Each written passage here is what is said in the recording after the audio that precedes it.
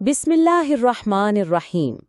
तर्जुमा, अल्लाह के नाम से शुरू जो निहायत मेहरबान रहमत वाला है।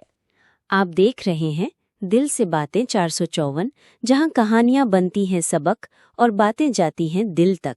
मोर का गुरूर, मुकम्मल कहानी। एक दिन एक मोर जंगल में खुशी खुशी नाच रहा था और अपने रंगीन परों की नुमाइश कर रहा था।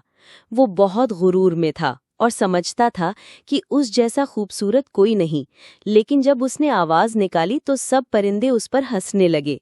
मोर शर्मिंदा हो गया। एक अक्लमंद परिंदे ने कहा, हर नेमत के साथ कुछ कमी भी होती है, शुक्र करो बजाय गुरूर के। सबक: गुरूर आंखों को अंधा कर देता है, हमेशा शुक्रगुजार रहो। अगर कहानी दिल को लगी हो तो दिल से शेयर कीजिए और हाँ, सब्सक्राइब करना मत भूलिए। मिलते हैं अगली बात में, सिर्फ दिल से बातें 454 पर।